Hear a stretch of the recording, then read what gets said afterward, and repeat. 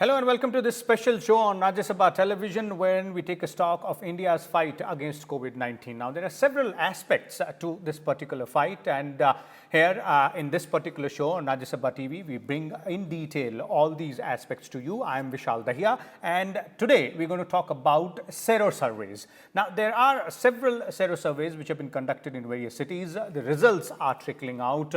But what exactly is a sero survey and how is it really important or significant in COVID-19 times? What does it tell us as well? For all these questions, we have with us a distinguished panel of guests. Let me first introduce them to you before we begin the show. We have with us Professor Vinita Bal. She is the visiting professor with the Indian Institute of Science, Education and Research. We also have with us Dr. Samiran Panda from ICMR. He's Scientist G and head of ECD at ICMR. We also are joined by Dr. Ekta Gupta, Professor, Department of Virology at ILBS. Welcome all of you to Rajya Sabha TV. Let me begin with you first, Professor Bal, and let's start by putting things in perspective here to try and understand what exactly is a sero survey and how is it conducted?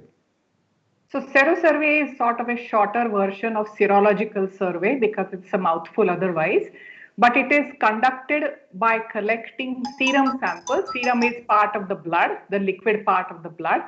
And there is testing done for immunoglobulin antibodies, which are directed against, in this case, SARS-CoV-2, which is the proper name of the virus.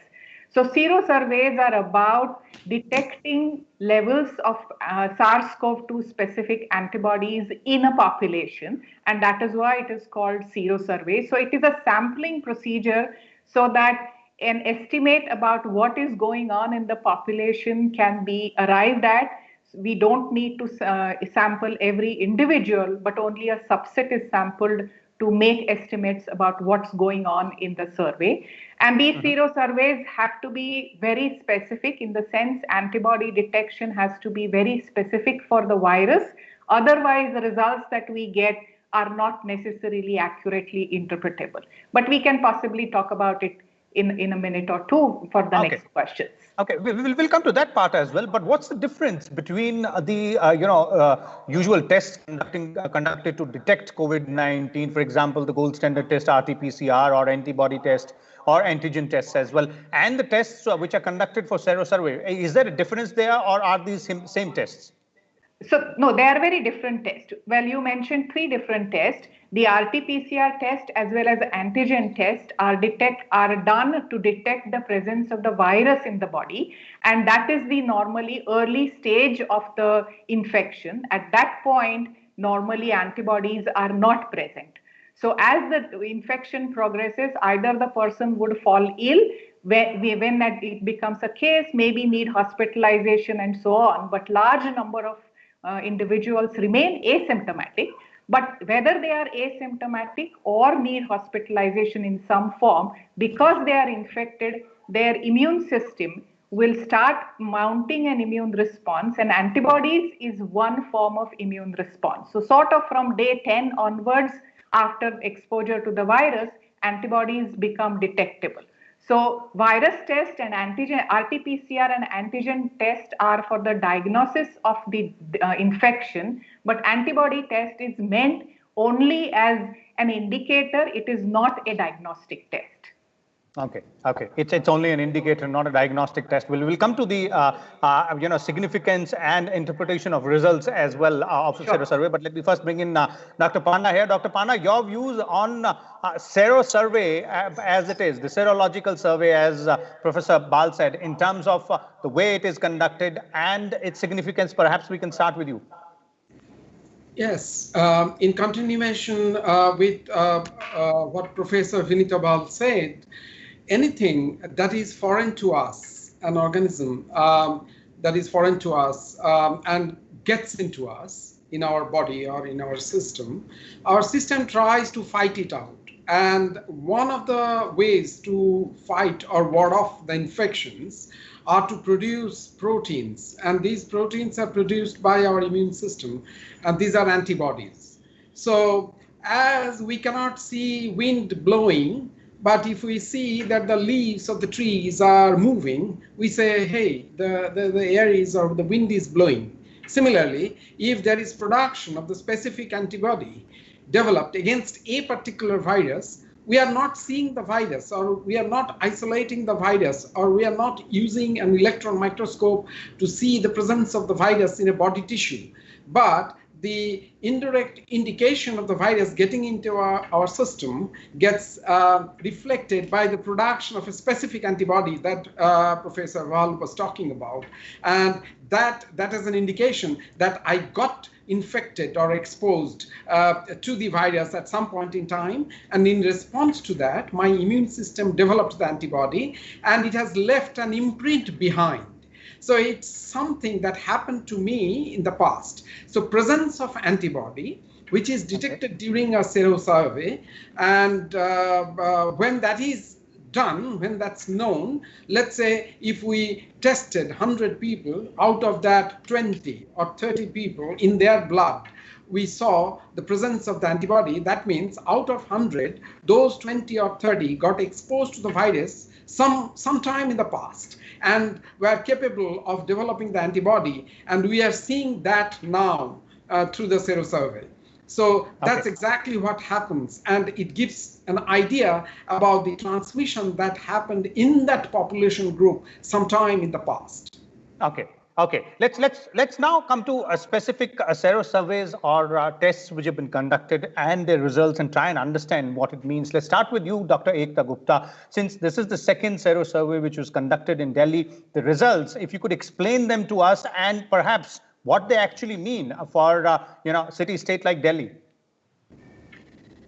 Okay, so as rightly, told by Professor Bal and Professor Panda, is that the serosurveillance, they tell you about the level of antibodies present in a particular population. That means how many percentage has been exposed. Now, these antibodies can be through exposure or through vaccination, but here when we are talking about SARS-CoV-2, this is by the natural exposure to the virus. Now, as the results of two serosurveys, I'll talk about Delhi since I'm more interested in looking at the counts and what is happening in Delhi, because we are actively involved in testing our lab. So the July serosurveillance has shown about 23% positivity, seropositivity, and the August one, which we did in the month, that has shown about 29%, which has increased to about 6% in over a month's time. Now, what are we looking at and why are we doing this? Now, we are doing this as probably to look at the herd immunity or the percentage of individuals who have already got exposed, and what will be the level needed so that the natural transmission rate of the cycle of the virus breaks.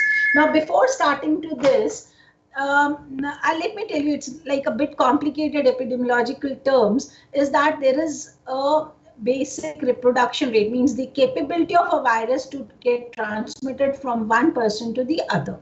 Now, that depends from virus to virus. Like highly infectious, which we call it as the measles virus, has got this to about 12 to 18, means if one infected person and surrounding people who are not protected are there, so the virus, that particular infected person can infect up to 12 to 18 people in that to whom he comes in the contact. For influenza, it was around 1.4, means it can infect up to 1 and 1.5 people. For SARS-CoV-2, these people, which we call it as R0 or basic reproduction rate, the studies have shown it is around 2.5, means that 2.5 to 3, that one infected person can lead to the infection to another 2.5 to 3.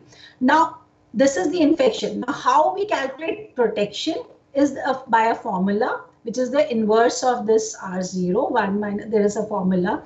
Now, based upon that formula, we need about 60% of the population to be possessing these antibodies in them, right?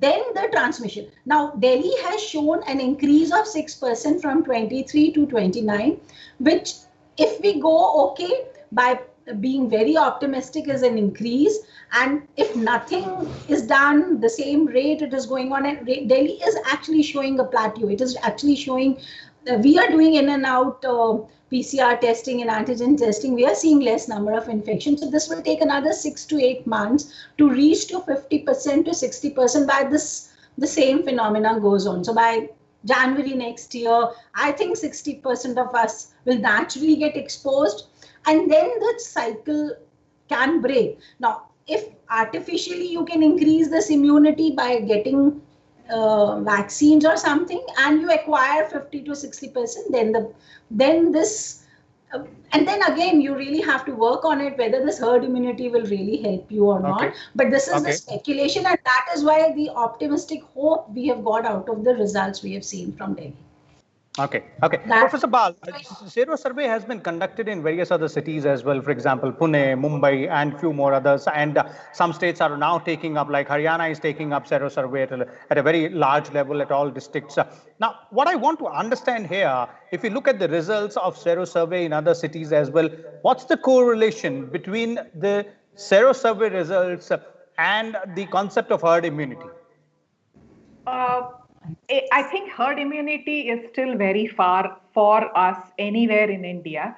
And based on the results that have come out, 5 sub-wards in Pune showed the maximum positivity of about 51%. So based on the results that we have, it can possibly be said that those 5 sub-wards are, if 60% is the ideal number for herd immunity, they are approaching. In any case, all of us are getting exposed, and slowly and steadily we are progressing towards herd immunity. And all that can be shown, especially now that we have 2 surveys in Delhi, one after the other, then that tells us that the virus is still spreading. Otherwise, from 23%, it wouldn't have gone up to 29%, which also means that we do need to continue taking protection like masks and physical distancing and all of that we have been following. That we cannot stop, because otherwise the rate will be faster. And in every city in India, we have seen that when the rates of spread are faster, our infrastructure starts collapsing. And in that sense, while we have spreading of infection and more and more people acquiring immunity, fortunately in an asymptomatic fashion, then we still need to continue with this until either one, herd immunity is quote unquote naturally reached, and maybe in 8 months in Delhi, maybe earlier in heavily infected cities like Mumbai or Pune, or until the vaccine comes and then massive scale vaccination can be initiated to quote unquote artificially induce the immunity that we have been acquiring naturally. Either way, for reaching that stage, we will have to continue taking precautions. Okay. Dr. Panda, your views on that correlation between Sero survey and the herd immunity, and where do we stand right now based on these results which are coming in from various cities? Right. So now drawing upon both the speakers, Dr. Gupta and Dr. Bal, we now know that if a population group gets exposed to the virus, they will start fighting with the virus, and the immune system of our body will develop the antibodies. And if a surveillance is conducted, then one could always, the basic difference between survey and surveillance is when we conduct survey at regular intervals as a monitoring activity and then take measures, that is surveillance. So coming back to the survey, which is happening now, Sero survey, by doing the blood tests in a population group, we know what proportion of them have been exposed. Now, Dr. Gupta said something which is very important and interesting. Like, we can still have the vaccine if there is a vaccine which is safe and efficacious in hand. So we can vaccinate, and we will also try measure what proportion of people have developed antibodies, which percentage. Because antibodies could be developed either through natural exposure to the infection or through vaccine. So what's wrong if a community gets exposed to the viruses and then develop the antibodies? The problem is allowing a community to get exposed to the virus is that not that everybody will come up with an uneventful recovery. There will be a population sector due to comorbidities, due to elderly population not being able to fight out the infection well, there will be a whole lot of casualties. So that's why it brings us back to the point that Dr. Bahal was repeatedly emphasizing, that why we need to have the preventive measures or the precautionary measures or protect ourselves from the infection. Because if a community gets exposed to an infection like SARS-CoV-2, then there is a possibility, and we are encountering that, whole lot of casualties in people who have comorbidities or who are elderly population, and the death, that's unacceptable. So when we vaccinate a group of people, then antibody gets developed and they get protected, and we do not expect any casualty if it is a safe and efficacious vaccine. But getting exposed to natural infection and developing a herd immunity also run the risk of losing a whole lot of citizens, co-citizens through the process. Okay, definitely these are varied aspects out there. But now that we know, and all of you have explained as to what exactly Sero survey tells us, an important aspect here is that how does it help in this battle against COVID-19 as to, getting to know these aspects? Dr. Gupta, let me start with you to, how will it help us in the long term, knowing all these things that, effectively evidence-based scientific guidance, which we get from Sero survey? How does it help in re-strategizing or, perhaps tweaking our, particular strategy, which is there right now being followed by various administrations to fight against COVID-19? How will that happen? Okay, so these surveillance or surveys have helped us in knowing the actual exposure, including the symptomatic and asymptomatic, that has occurred in the due course of time. Means, as rightly Professor Bal has said, that there is an infection still going on, means from 23% to 29%. And there are pockets in Delhi where they have shown to a tune of about 35% and less in the southwest Delhi, where about it is less than 20%. So that actually shows that how the transmission of the virus is taking place in a particular sector, in a particular community. Now that will help us in strategizing our war against the COVID. Now suppose you have found a sector where it is about 35% and it is increased to 38, 39%. So okay, focus more. There are more asymptomatic people who are there, or we are not doing enough, so you can have more testing sites, start collecting more and more samples for active screening, for ongoing this infection. So you can in a way you are getting an information about the transmission of infection. You're also locating those geographical points where more stress needs to be given and focus needs to be given. Now there is an area where the exposure is less, so maybe you can clearly see the South Delhi where the exposure is coming out less as compared to the Central and North Delhi. Look at the housing, look at the the people who are residing in those. So here you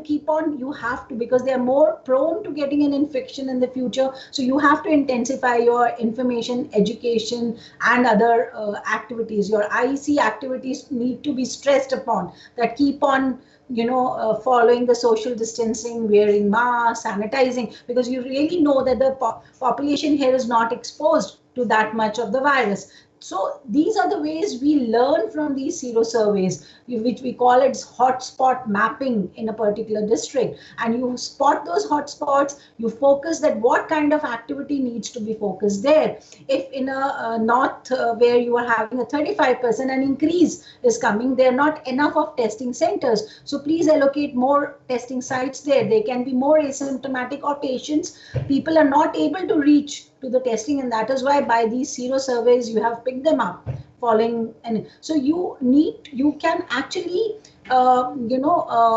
rightly locate or your fund, your resources, your manpower, and the healthcare activities in those areas based upon the Sero survey findings. So these are the way actually at the local level you can work and take these results on your side by working towards the strategy building. Okay. Professor Bal, your views on that, and also, would you agree with what Dr. Gupta is indicating to us as well? Perhaps more frequent Sero surveys and perhaps a larger sample size should do? Well, multiple points probably. I do agree with Dr. Gupta. She has given a perspective from a clinician's or public health perspective, which is what I think is very, very critical. But that if you are doing repeat surveys, there is a sense of how much is the spread of the infection. And I can quote some data from Pune survey that say in every individual in Pune, there was in fact very high testing which has been going on in the recent past.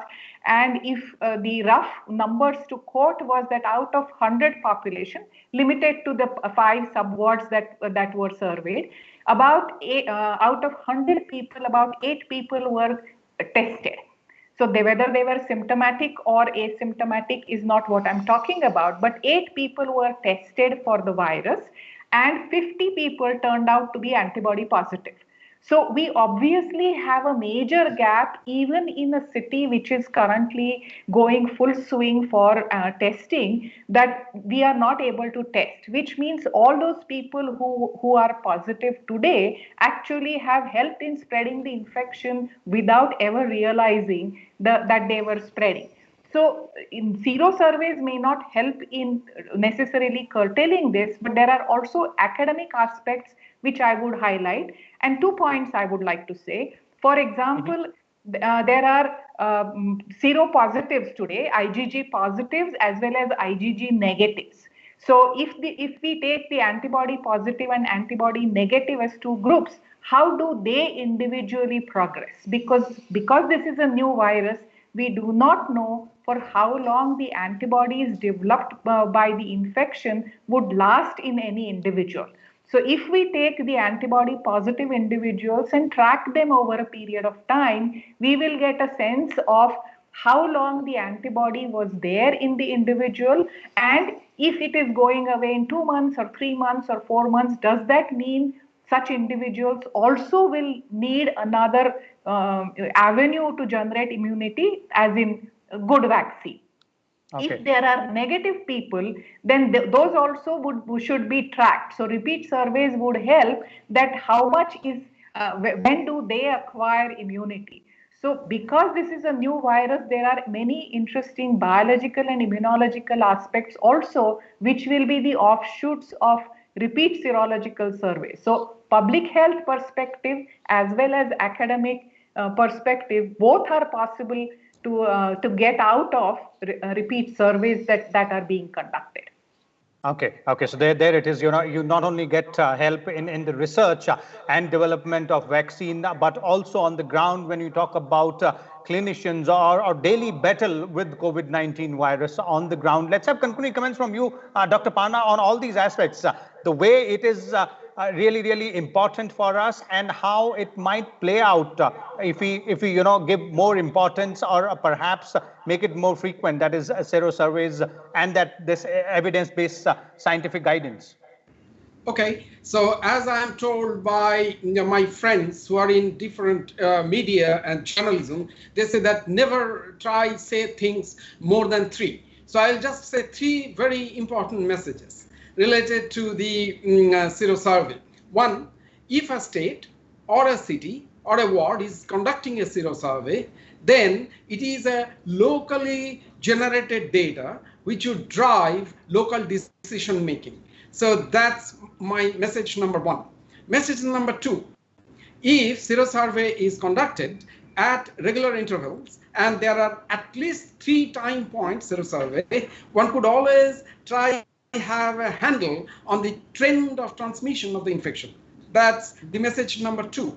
And the message number 3, if people are infected and have developed antibody and get captured or known through the sero survey, you know that, well, this proportion does not need vaccine, because the whole purpose is to vaccinate to help people develop their own antibodies. But those who have naturally been infected and have developed antibodies, you can have your resource allocation or vaccination plan going on. So 1 is to locally generate data to drive local level planning, which will be much more relevant.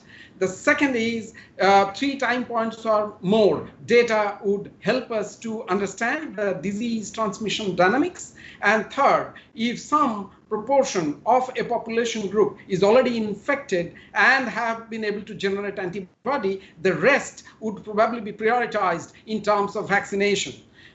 Here, if you allow me 5 more seconds, I would say that Please go ahead. that survey could either look into the presence of antibody, or a survey could even be done with the help of antigen tests in the facilities. So that adds on some more data. Like you can regularly look into the facilities, and there are different population groups like pregnant women, or children coming for chronic diseases, or people coming for surgery. So there, antigen-based survey could also help in decision making in terms of who are posing themselves or putting themselves at much more risk through whatever living standard or whatever lack of prevention measures are. Thank you. Okay. There it is. Thank you so much, Dr. Panda, Dr. Gupta, and Professor Bal out there for sharing your views with us.